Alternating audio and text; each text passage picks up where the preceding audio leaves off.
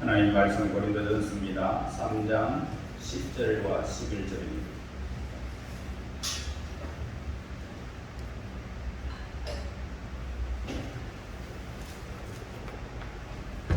내게 주신 하나님의 은혜에 따라 내가 지혜로운 건축자와 같이 틀을 닦아두매 다른 이가 그 위에 세우나 그러나 각각 어떻게 그 위에 세울까 조심할지니라. 이 닦아둔 것 외에 능히 다른 틀을 닦아둘 자가 없으니 이 틀은 곧 예수 그리스도라. 아멘. 본문에서 이 틀하고 하는 말은 넓은 시각으로 볼 때에 우리의 인생 전체를 포함하고 있습니다. 그래서 한 개인이 사과에 핀 하나의 꽃과 같다 이렇게 비유하면 되겠습니다. 이 꽃에는 사과나무가 바로 터죠. 꽃이 피고 열매를 맺고 익어가는 모든 결실의 과정은 나무가 다 하게 되어 있습니다. 이와 같이 그 터는 그 꽃에 사과나무가 터다. 그래서 이 사과나무의 꽃은 다른 나무의 꽃을 피우고 열매를 맺을 수가 없습니다. 사과의 운명은 이미 정해져 있고 그 용도는 이미 좁은 범위로 제한되어 있다라고 보면 되겠습니다. 사람도 이와 마찬가지입니다. 인간은 인류라는 나무에서 피어나는 한 송이 꽃과 같다는 것입니다. 여러분들이 짐승이 될 수도 없고 나무도 될 수도 없습니다. 여러분은 인류라는 터 위에 여러분들은 한 송이 꽃과 같이 그렇게 피어난 것입니다. 왜냐하면 그의 개인적인 발달은 바로 인류라는 그런 한계를 벗어날 수 없기 때문입니다. 정신적으로, 지적으로, 도덕적인 세계를 인간은 자신의 작은 머리로는 변경시킬 수가 없습니다. 인간은 이미 세워진 터 위에 그저 존재할 수 있을 뿐이라는 것입니다. 진보적인 시대를 맞으면 사람들은 혹시 새로운 터가 발견되지 않을까 하는 희망을 갖게 되어집니다. 그러나 어떤 사람에게는 진보라는 단어조차도 싫어하는 경향이 있습니다. 그러나 진보되었다고 하여 인생의 기초가 흔들리지 않는다는 것입니다. 진보했다는 말이 뭘까요? 그저 털어난 터 위에 좀 더 넓게 우리의 인생을 펼치게 될 것밖에는 없습니다. 인류의 문명은 뭡니까? 인류의 문명은 점점 더 발달하고 있습니다. 그런데 그 이유는 우리가 변함없는 하나님의 터에 대하여 좀 더 자세히 알게 되기 때문입니다. 모든 발달과 발명은 깨어지지 않는 반석을 약간씩 덜추어냄으로써 그렇게 알게 되는 것입니다. 그래서 사회적인 변화도 있고 정치적인 변화를 이와 같은 시각에서 우리가 생각해 볼 수도 있습니다. 우리가 살고 있는 이 시대에는 많은 일들이 제기되어 왔지만 그 중에 몇몇 제안들을 취하고는 모두가 이렇게 실패하고 말았습니다. 이는 그들이 하나님의 견고한 틀을 무시하고 자기의 본성과 인간성과 인간의 사회적 도덕적인 조건에 그 기초를 두었기 때문입니다. 이상주의자들과 몽상가들의 빛나는 꿈은 어떻게 되었을까요? 그들은 영원한 법칙의 겉을 두지 않았기 때문에 결국 그들의 꿈은 사라지고 말았습니다. 사람들은 세계의 도덕적인 조건에 그 기초를 두기 때문이죠. 사람들은 우주의 신비를 캐려고 온갖 노력을 다 기울이고 있습니다. 물과 공기의 비율을 변화시키려고 오늘 노력할지도 모릅니다. 중력도 없애려고 할지도 모르겠습니다. 그러나 결코 그렇게 되지 않을 것입니다. 하나님의 법칙은 자연에서나 도덕에 있어서 영원하고 견고하기 때문이죠. 하나님의 법칙을 인간이 어떻게 변화시킬 수 없다라는 것을 우리는 너무나 잘 알고 있습니다. 이제 우리가 해야 할 일이 뭘까요? 우리의 건물을 그 안전하고 견고한 터 위에 굳게 세우는 일이 우리의 할 일인 것입니다. 이 견고한 터는 어디일까요? 이 견고한 터는 하나님의 법칙 위에 우리의 삶을 세워야 되고, 그리고 하나님 말씀 위에 우리의 삶을 세워가야 된다는 사실을 우리에게 가르쳐주고 있습니다. 우리는 각자가 말씀을 순종함으로써 우리 자신을 그 터 위에 세워나갈 때 비로소 우리는 이 세상의 어떤 도전으로부터도 능히 보호를 받게 될 것입니다. 왜 그럴까요? 하나님의 말씀은 지금 처음부터 끝까지 견고하기 때문입니다. 변함이 없으십니다. 그 말씀 위에 우리의 삶을 세워간다면 이 세상의 환경이 우리의 삶을 흔들지 못한다는 것입니다. 하나님의 그 놀라운 사건이 오늘 우리를 보호하고 있기 때문입니다. 그러나 모든 불신자들은 하나님의 기본적인 법칙조차 무심하게 만듭니다. 왜냐하면 그분의 자비로운 법 조항이 연기되는 것처럼 보이기 때문이죠.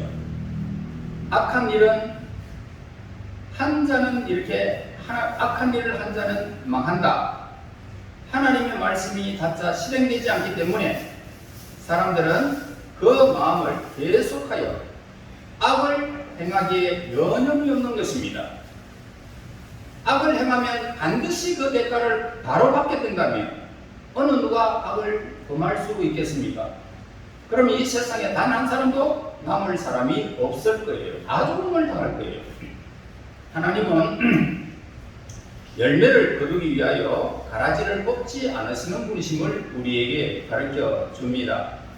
또한 자연은 무한정 자비로운 것처럼 보입니다. 왜냐하면 자연이 벌을 주는 과정은 자연의 어떠한 이유 때문이라고 느끼기 때문이죠. 그러나 새가 그물에 걸리듯이 우리 인간도 어느 순간에 갑자기 이 자연의 덫에 걸리게 되는 것을 보게 됩니다. 만약 감기에 걸리는 사람마다 모두가 죽음을 면치 못하게 된다면 사람들은 조심 거듭하게 될 것입니다. 또한 술 한 잔으로 사람이 죽음을 당한다면 알코올 중독에 걸리는 사람은 아무도 없을 것입니다. 그러나 실제 자연의 상황은 전혀 다르다라는 것을 우리는 보게 됩니다. 바이블 여물은 시기가 이렇게 시간이 지연되는 것처럼 우리에게 보여집니다. 자연의 심판도 천천히 인류에게 다가오고 있다는 사실을 잊어버린 채 사람들은 살아가는 것입니다. 악을 심판하는 날이 점점 다가오고 있습니다. 인간이 조금씩 죄를 짓는다라고 하더라도, 아니 도덕적으로 성인군자라도 그 심판은 결코 피하지 못하게 될 것입니다. 우리의 모든 악덕과 욕심과 게으름과 술취함 등은 아주 서서히 심판을 앞당기고 있다는 것을 알아야 할 것입니다. 자연의 노함이 없다라고 해서 용암이 이렇게 지금도 땅속에서 부글거리는 땅 위에 도시를 건설하고 있지 않습니까? 여러분들이 아시다시피 화라산 옆에 정원을 만드는가 하면 용암이 부글거리는 땅 위에 마음을 그 땅 위에만 보존하고 언젠가 홍수가 나 폐허가 되는 그런 도시까지라도 그렇게 점령하여 집을 짓고 평안히 살고자 하는 사람들의 모습들을 보게 되어집니다. 단순히 육체적 죄라는 그 거물에 붙잡혀 있는 사람들은 하나님께 고백할 용기를 가질 수도 있고 또 근본적인 하나님의 법칙을 믿어야 한다는 점도 알고 있습니다. 반면에 인간이 정욕과 악덕이라는 나쁜 거물에 사로잡히게 된다면 사람들은 하나님의 심판은 우연적인 일이나 부당한 처사로 여기고 방망하게 될 것입니다. 그러나 십계명의 하나라도 범하는 자는 성경에서는 죄인이다라고 말씀하고 있습니다. 그들의 범하는 각 죄의 각 한 가지씩 모두 하나님께서 이렇게 모든 것을 기록하게 될 것입니다. 때가 되면 비로소 그가 행한 대로 심판을 받고야 말 것입니다. 자연의 법칙을 피할 수 없듯이 하나님의 심판은 죄인들이 피할 수가 없습니다. 그러므로 우리는 영원한 하나님의 터 위에 우리 자신을 세워나가야 됨을 우리에게 가르쳐줍니다. 우리는 우리 마음대로 터를 놓을 수는 없습니다. 그러나 우리의 노력은 터를 놓는 데 있어서 매우 중요하다는 사실을 깨달아야 됩니다. 우리는 하나님의 반석 위에 우리를 터를 놓아야 할 것입니다. 아래에 있는 돌이 만약에 내가 약하다면 위에 있는 돌은 아주 위험하다는 것을 우리는 알 수 있습니다. 지하실에 사용된 재료가 빈약하면 지붕이 흔들릴 뿐만 아니고 모든 집 전체가 흔들리게 될 것입니다. 빌딩의 기초가 철저하지 못하다면 그 건물은 흔들리게 될 것이고 결국 시간이 가면 모든 사람들이 그곳에서 거주하는 사람들은 그 엄청난 재앙을 피할 수도 없습니다. 사람들이 정년기에 이르렀어도 그가 젊었을 때에 부지런히 일하지 않았더라면 나이가 무슨 소용이 있겠습니까? 노인이 되어 부유한들 젊을 때의 게으름 속에서 아무것도 없이 노년을 맞이한 그 사람이 지금 부유한들 무슨 소용이 있겠습니까? 이와 같이 절기어 악을 행하다가 이 세상 끝날에 가서 후회하고 이를 간들 이미 때는 늦어버리고 맙니다. 천국의 기쁨을 다 놓치고 말게 될 것입니다. 그리고 인간은 개인적으로 경험했던 과거의 생각 중 가장 고상한 생각으로 자신의 건물을 세우고 싶어 합니다. 인간의 과거는 습관이라고 해야 할 것입니다. 한번 한 일은 또 하고 싶어 하죠. 과거에 했던 좋았던 일뿐만 아니라 나쁜 일까지도 다 습관이라는 틀을 구성했기 때문에 그걸 또 하고 싶다는 것입니다. 우리는 습관을 만들지 않을 수가 없는 것이 인간의 현실입니다. 우리는 한 걸음 한 걸음 나갈 때마다 여러 경험에 의해서 습관이라는 것이 형성되어지고 있다는 것입니다. 습관이 지금의 우리의 상태를 만들어 놓았다라고 할 수 있습니다. 또한 습관이 우리의 나아갈 바를 또 제공할 수도 있는 것이죠. 그러나 우리는 우리의 과거를 선별해야 된다 이 말입니다. 우리가 이제껏 잘못 걸어왔다라고 하더라도 우리의 발은 아직 다른 길을 찾아낼 수 있는 하나님의 형상대로 지원받은 하나님의 사람들이기 때문입니다. 하나님의 은혜는 너무너무 놀랍지 않습니까? 마치 중력이 우리를 이 땅에서 평안히 살 수 있도록 하는 것처럼 하나님의 은혜는 우리의 삶의 기본이 된 것입니다. 그러나 하나님의 터 위에 세우지 못한 사람들은 하나님이 반드시 처벌하실 것입니다.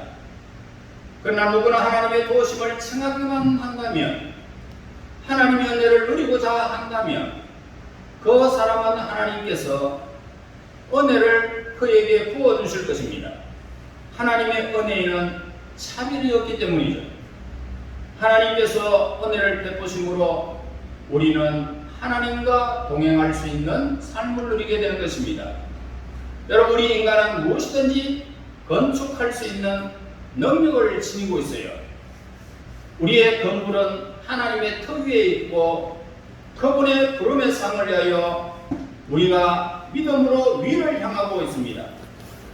우리의 인격은 개인의 포부와 노력에 의해서 달라질 것입니다. 그래서 어떤 사람은 오두막집을 지을 것이고 또 어떤 이는 웅장한 집을 지을 것입니다. 주어진 재료와 환경은 다 똑같지만은 악한 자가 지배하는 이 세상에 살고 있지만 결국 가서는 상황이 엄청난 차이로 벌어지게 되고 말 것입니다. 그러므로 우리의 터는 어디에 세워야 할까? 우리의 터는 예수님이심을 오늘 우리에게 가르쳐주고 있습니다.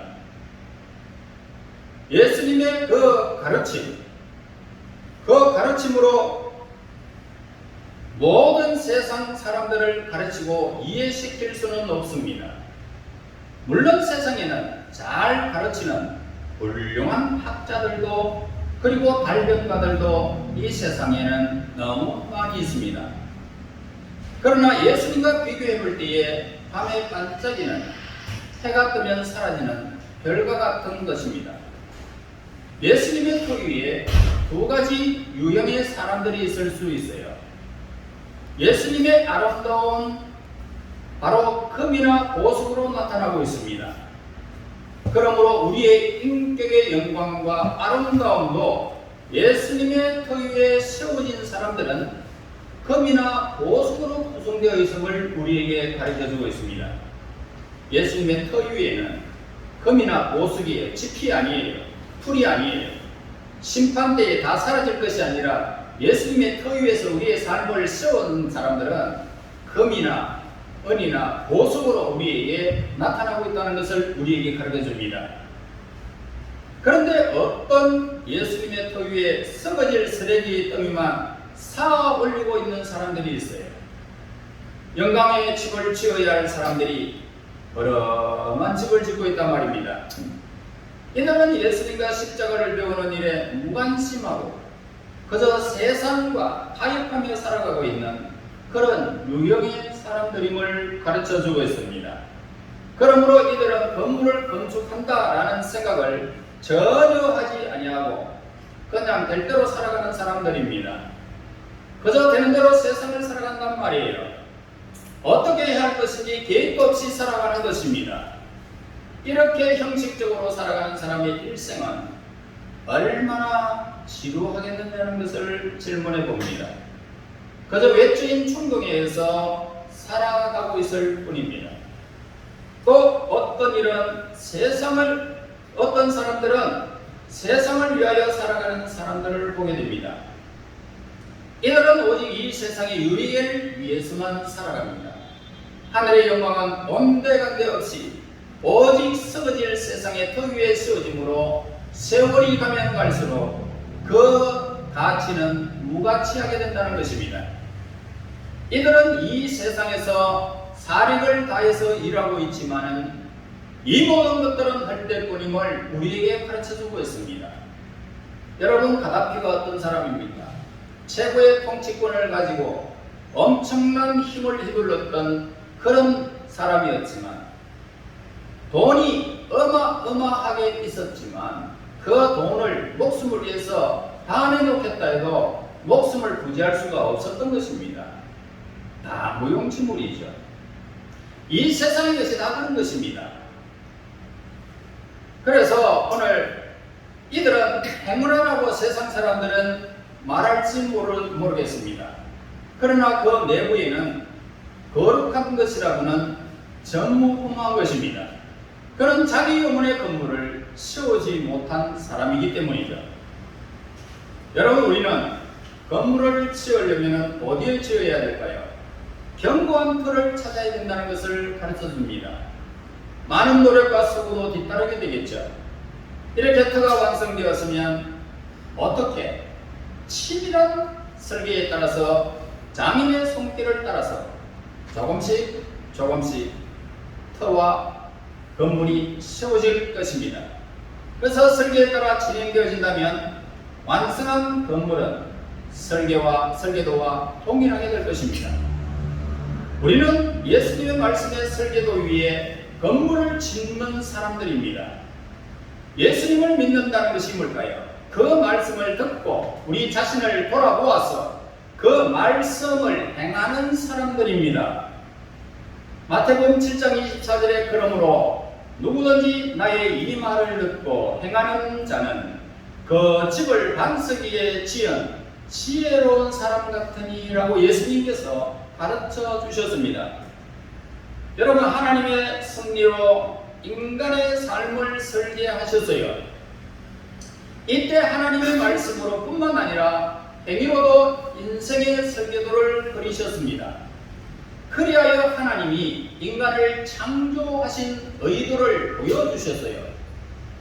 그래서 예수님을 믿는다는 것은 곧 그분의 계획, 우리의 계획이 된다는 사실을 뜻하고 있고, 예수님의 행위를 본받아 우리도 믿음 안에서 예수님처럼 행동한다는 것도 뜻하고 있는 것입니다. 만일 우리가 충성을 다하여 하나님 말씀을 지킨다면 그의 믿음은 옳은 경우가 되겠지만, 그렇지 못하고 게으른 믿음을 지닌다면 그는 자신의 생각으로 인하여 결국 그 영혼의 건물에 세우지 못하고 눈물과 후회와 땅을 치는 통곡이 그에게 기다릴 뿐입니다. 기도를 우선시한다든지 봉사를 우선시한다든지 하는 것은 말씀으로 자선으로 생각하는 우를 품하게 됨을 우리에게 가르쳐줍니다. 우리는 말씀 위에 기도를 해야 되고, 말씀 위에 우리가 봉사해야 됨을 우리에게 가르쳐줍니다. 기도와 봉사는 반드시 있어야 하지만 말씀을 앞서서는 못한다는 것입니다. 그러나 예수님은 하나님의 뜻을 행하는 자가 하나님 앞에서 가장 고귀한 자다라고 말씀을 하고 있습니다. 금을 나무나 풀 대신 사용하게 된다면 금의 가치가 어떻게 되겠습니까? 이와 같이 우리가 알아야 할 것이 모르거나 알아도 잘못 알거나 함으로써 자신의 영적 건물을 세우는 데 있어서 많은 방해를 받게 될 것입니다. 우리가 영혼의 건물을 세우는 데에 하나님의 뜻을 따를 수만 있다면 우리의 삶은 얼마나 아름답습니까? 우리가 새롭게 거듭남을 입은 즉시 그 믿음 위에 서서 행동한다면 우리는 장차 하나님 나라에 가서 이루 말로 표현할 수 없는 영광과 상급을 받게 될 것입니다. 이 믿음 위에 굳게 세워진다면 우리의 영혼은 어떤 어려움에도 굴하지 않게 될 것이고 하나님의 뜻을 준행할 수 있게 될 것입니다. 그리고 하나님은 하나님을 향한 믿음 위에 좋은 상품을 다하여 주실 것인데, 베드로후서 1장 5절에서 7절의 말씀을 합니다. 그러므로 너희가 더 힘써 너희 믿음의 덕의 지식의 절제를, 절제의 인내를, 인내의 경건을, 경건의 형제 우애를, 형제 우애의 사랑을 다하라. 바로 이러한 것들이 우리의 마음속에 조화롭고 아름답게 자리를 잡아 우리의 영혼이 아름답게 건축될 것입니다. 이제 우리 모두는 깜깜한 밤에 집을 짓는 사람입니다. 왜냐하면 우리가 하는 일이 훤히 드러나지 않기 때문이죠. 여러분들은 은밀하게 여러분들의 삶을, 개인의 삶을 살아가고 있습니다. 그러나 그날이 오면 모든 사람이 공력이 불로 나타나게 될 것이고 그 불이 각 사람의 공력을 시험하게 될 것입니다. 우리는 우리의 세우는 바 공력에 대하여 거의 알지 못합니다. 지나온 가오를 내가 다 더듬지 못합니다. 혹 알고 있다 하더라도 이제 이런 우리의 사람에 있어서 아주 작은 부분에 불과할 것입니다. 우리는 습관에 빼앗기게 되기 때문이죠. 이러한 이유 때문에 사도는 우리에게 조심할 것을 권고하고 있어요. 우리의 세우는 바 영적인 건물에 대하여 잘 알아야 함을 가르쳐주고 있단 말입니다. 우리가 세우는 건물은 점점 더 그 실상이 드러나게 될 것이고, 잘 몰랐다라고 변명해도 소용이 없습니다. 여러분, 예수님은 인간을 사랑하는 그 사랑 때문에 이 세상에 오셨고 십자가의 죽음과 부활로서 교회를 위해서 지금도 견고한 틀을 예수님이 세워 놓으셨습니다. 바울은 이 사실을 깨달고 지금 본문에서 우리에게 가르쳐주고 있죠. 예수 그리스도의 터 위에 자신이 세워진 것처럼 고린도 교회 교인들과 저와 여러분들에게 사랑이신 예수님 터 위에 굳게 서서 믿음으로 그 말씀을 의지하여 건물을 지으라라고 말씀을 하고 있습니다. 이제 우리 모두 이 사실을 깊이 깨달았습니다. 부지런하여 게으르지 말고 열심을 품고 예수님의 터 위에 아름다운 건물이 완성되어 그 영원한 영광에 빛나는 그날에 하나님 앞에 상급과 영광이 저와 여러분들에게 주시기를 예수님 이름으로 예수님 이름으로 축원합니다. 아멘. 하늘에 우리 아버지 감사합니다.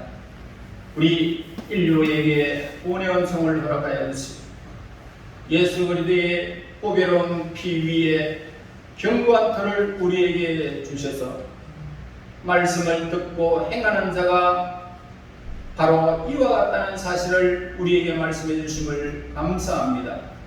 이제 하나님, 사랑하는 우리 모든 하나님의 사람들이 이 사실을 깨닫고 부지런하여 게으르지 말고 열심을 품고 예수님의 터 위에 아름다운 건물이 완성되어 영원한 영광에 빛나는 그날에 잘했다 칭찬받는 영광이 있기를 간절히 소원합니다. 하나님께서 허락하시는 날까지 예수 그리스도를 믿음으로 행하여 하나님의 귀한 말씀 위에 굳게 서서 하나님의 의를 영원히 누리게 인도하옵소서. 예수님 이름으로 기도하옵나이다. 아멘.